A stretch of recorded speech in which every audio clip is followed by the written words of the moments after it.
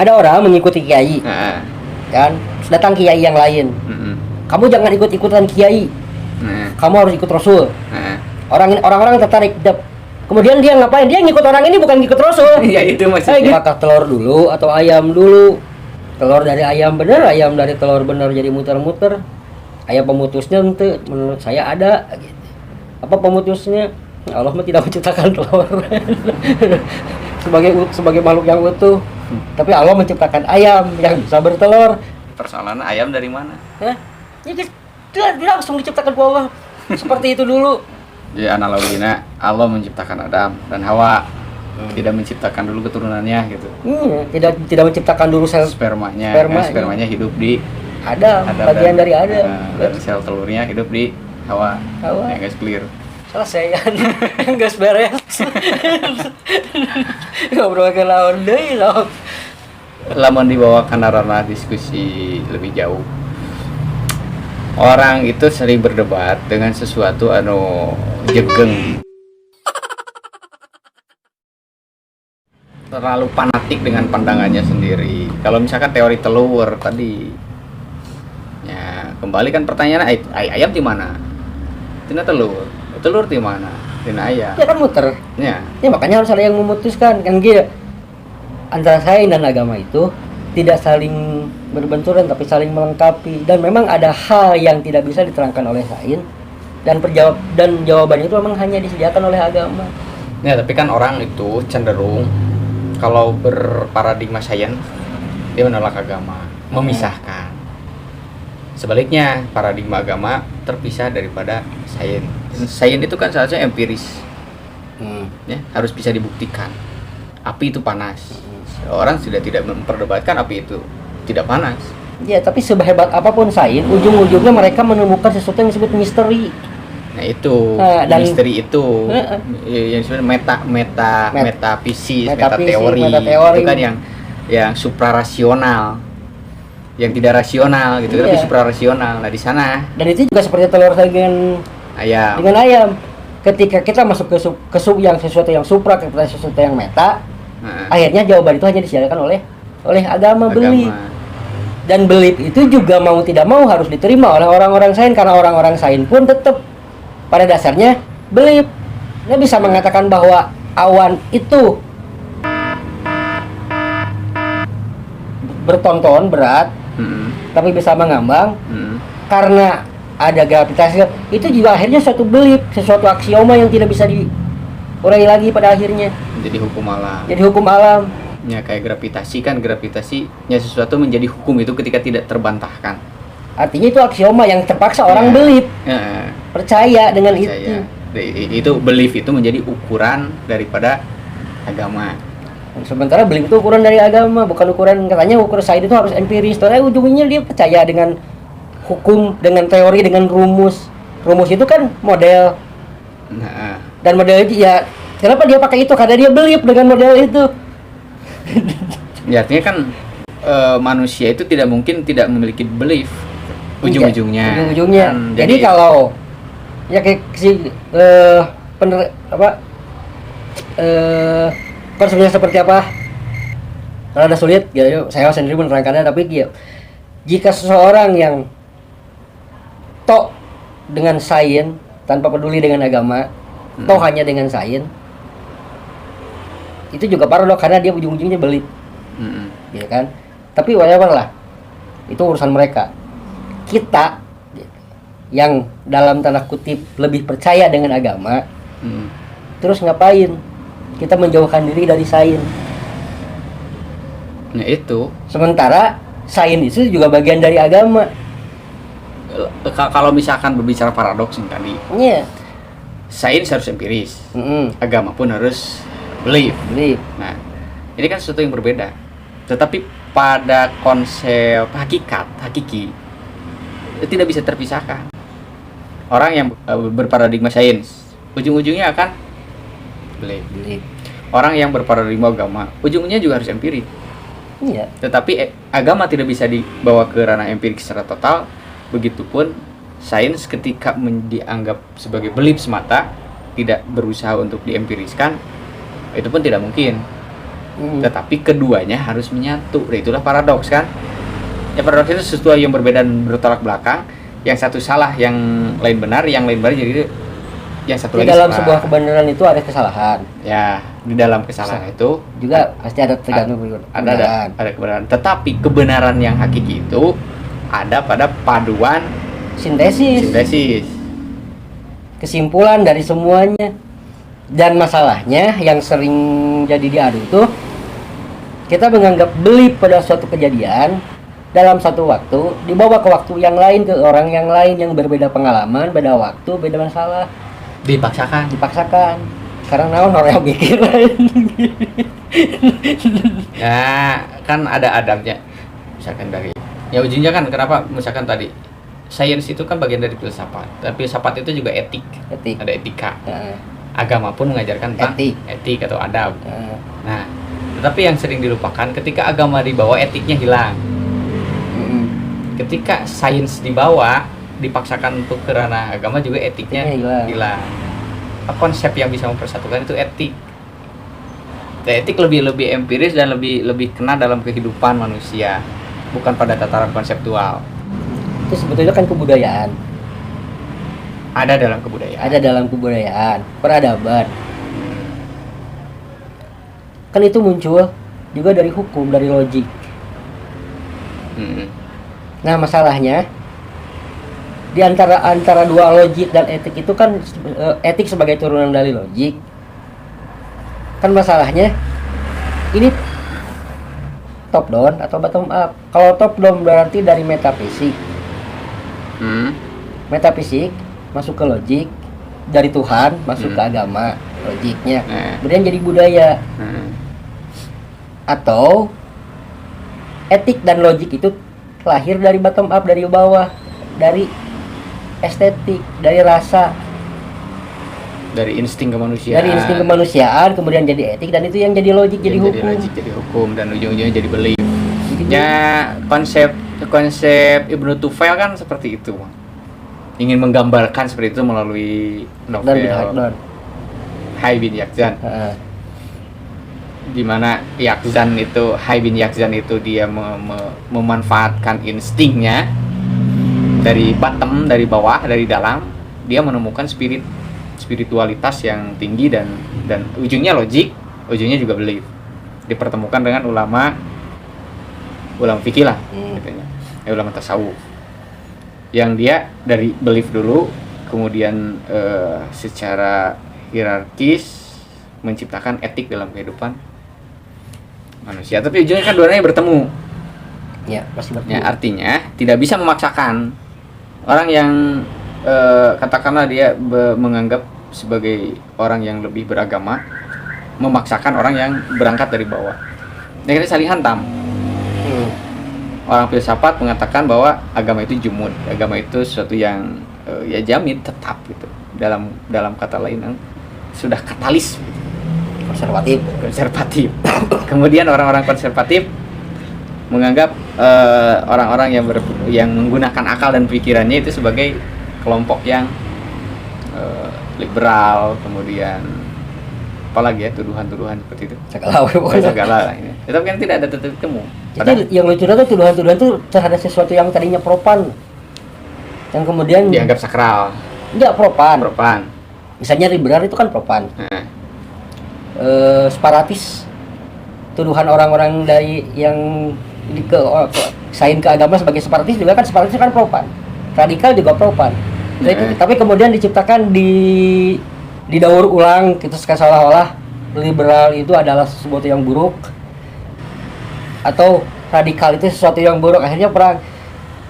Saya ingat ke tulisannya Jabir Al-Awani yang mengatakan bencana yang paling besar itu adalah bencana perbedaan pendapat, di mana orang yang dengan perbedaan pendapat itu semakin fanatik dengan pendapatnya sendiri. Akhirnya kemudian dia membuat tuduhan, fitnah dan segala macam untuk beda yang stereotip untuk yang lain gitu. Yang akhirnya orang itu menganggap orang lain di luar kelompok itu sebagai sesat atau kan sebagian maka dianggap kafir gitu.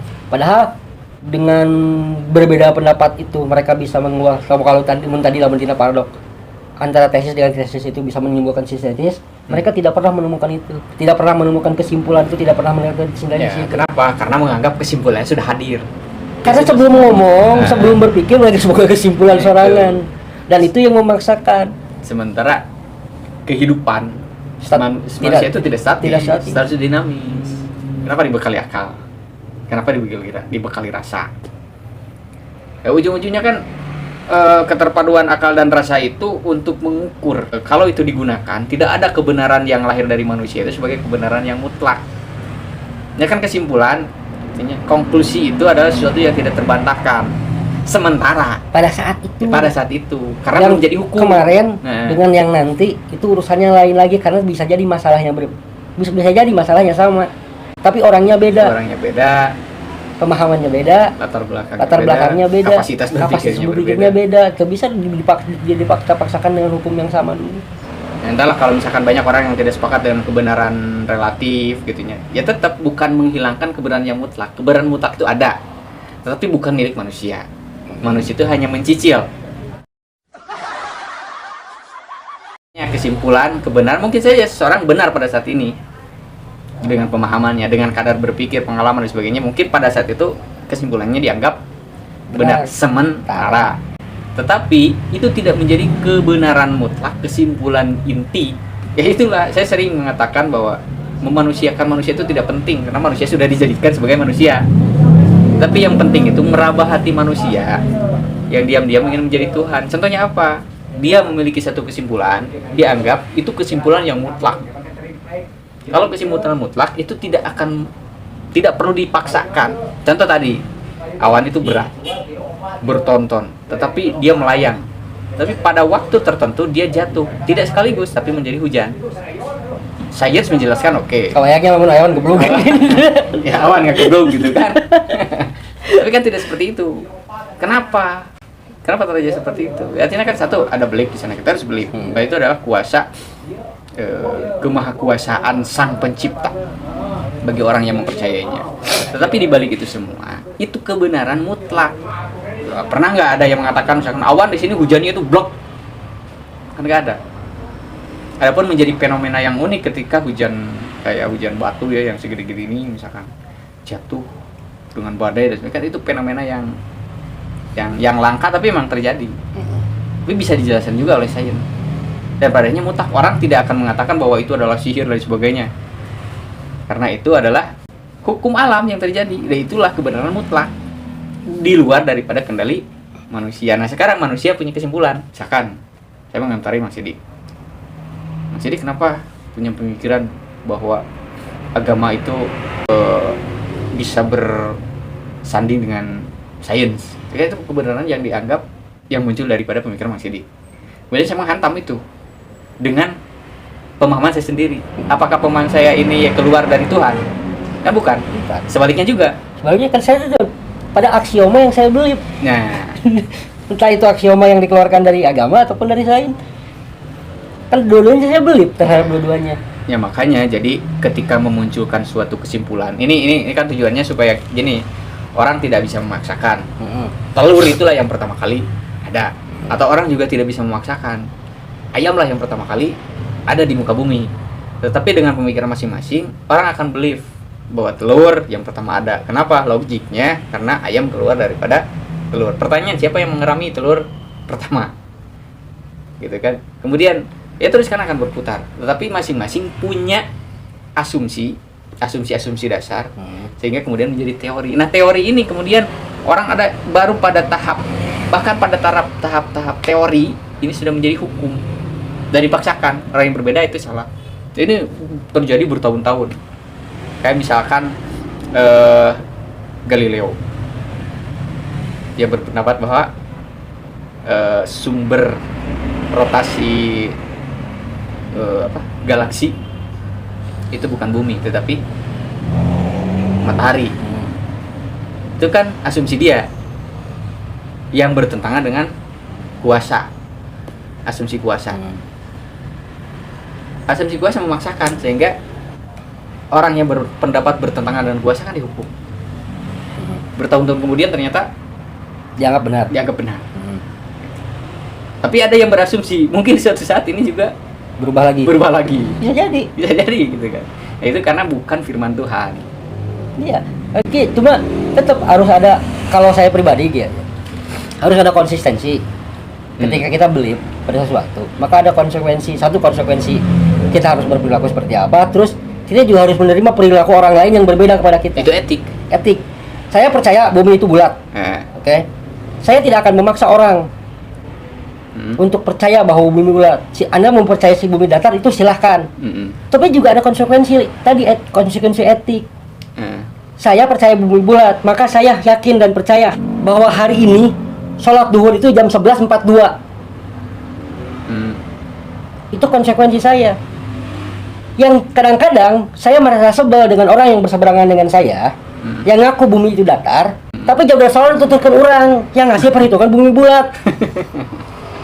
Itu yang tidak punya etika gitu orang. Ya harusnya mereka bikin sendiri jadwal.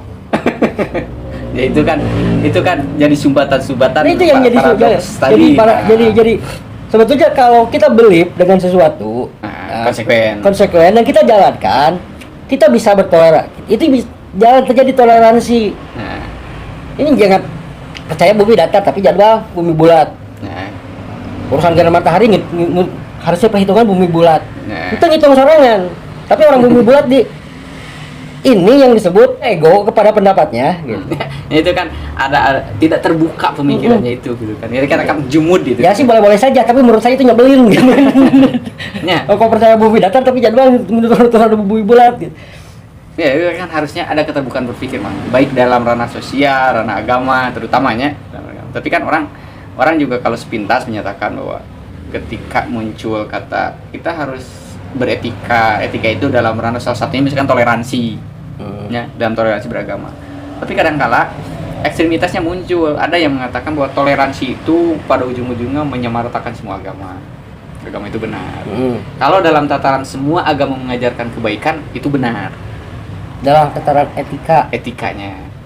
Tetapi kalau misalkan semua agama sama gitu, artinya berarti Tuhan yang mana? Karena ya nyata betul gitu, semua agama memiliki mengkonstruksi Tuhannya itu berbeda-beda. Tapi kan itu bukan sesuatu yang harus diperdebatkan pada akhirnya memaksakan kamu harus seperti saya. Ya kan tergantung perdebatannya di wilayah mana. Lamun di wilayah etik nggak ada perdebatan, semua agama sama, yang itu mengajarkan etika. Nah urusannya kan dari awal metafisik. Yang metafisiknya siapa? Kalau Anda percaya Allah, ya logiknya Al-Quran dan As-Sunnah. Etikanya jadi itu ngikutin Rasul dan sahabat kan gitu. Kalau ada orang yang logik metafisiknya berbeda, dia percaya bahwa Tuhan itu adalah selain Allah, dia bukan mungkin. Ya etiknya tetap, tapi kan yang jadi masalah ini metafisiknya. Nah terus kalau ada orang yang berbeda secara kepercayaan kepada belief kepada metafisiknya kepada siapa? Ya terserah. Jelas agama itu beda. Tapi kalau ngomongin etik dalam bahwa agama itu mengajarkan etik, ya semua agama juga mengajarkan etik. Nah, tetapi kan pada realitanya tidak beretika. Banyak yang beretika. Karena kan tadi berhenti di metafisik, dia mah nggak turun. Jadi terjebak pada metafisiknya. Iya, terjebak pada metafisik. Dan lebih jauhnya dia menganggap sesuatu, dia itu mengambil porsi yang dia percayai. Iya, pada yang dia believe di situ, ya sudah. Misalnya ada orang yang ngomong kalau kita kalau orang Islam, kita seorang muslim terus berperang dengan orang kafir, kemudian ada orang yang netral, maka dorong orang yang netral. Secara perasaan orang benar dasar mah harua dasar kafir. Benar. Tapi secara etik, logik itu seharusnya kurang tadi.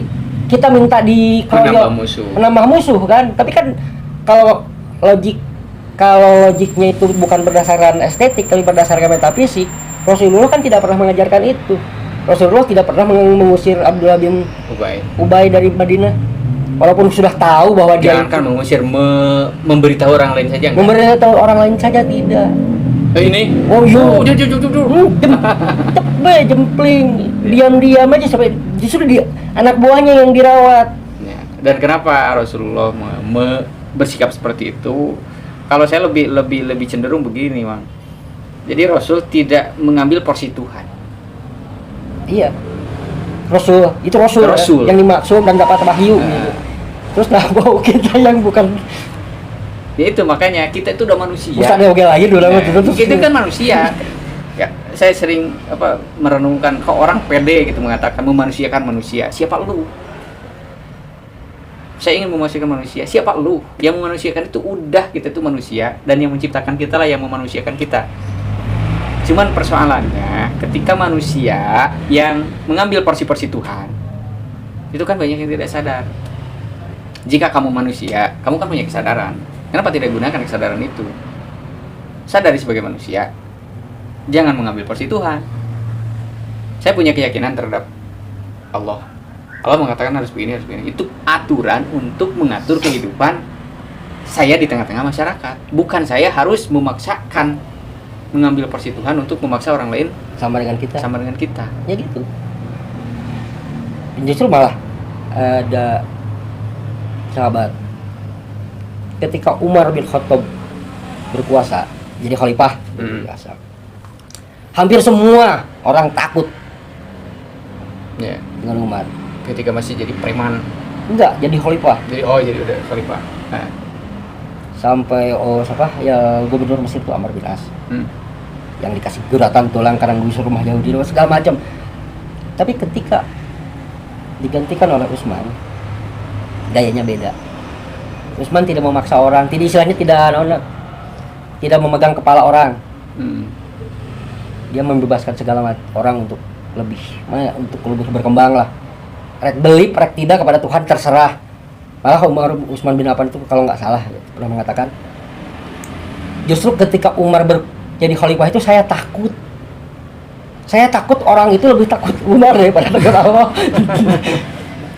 Tapi kemudian dia mempelukkan kalau dia peradaban dan dua-duanya sahabat dan dua-duanya benar tidak salah, yakin gitu. Radhiyallahu anhu ya udah beres selesai. Tapi pendapat itu dengan metodologinya. Tapi Umar dan Utsman pada saat itu berdua-duanya khalifah punya kekuasaan. Even apapun dia punya hak untuk menginterpretasikan atas wahyu dengan interpretasinya dan mengambil keputusan sebagai kekuasaan. Kita yang nggak punya kekuasaan naon gitu. Cuman karena dia 4 kali gitu langsung nuduh ini. Menuduh dengan stereotip yang seenaknya, subjektif lah gitu. Itu kan tadi poinnya, Bang, ketika Utsman bin Affan mengatakan saya khawatir gitu bahwa umat Islam itu lebih takut kepada Umar ketimbang pada Allah. Hari ini itu hilang. Apakah ada yang khawatir misalkan dengan cenderung mengatakan kita harus mengikuti sunnah. Jadi orang itu lebih cenderung mengikuti ustadznya, bukan mengikuti sunnahnya. Karena menurut ustadz A juga sunnahnya begini. Seolah-olah yang mendengar itu harus mengikuti perkataan-perkataan dari orang yang mengatakan ini adalah sunnah. Tapi emang menarik, ini ada paradoks juga gitu. Ada orang mengikuti kiai, kan? Datang kiai yang lain. Kamu jangan ikut-ikutan kiai. Kamu harus ikut Rasul. Orang-orang tertarik. Kemudian dia ngapain? Dia ngikut orang ini bukan ngikut Rasul. Ya itu maksudnya. Gitu, tapi itu menarik tuh. Tapi kalah, waktunya.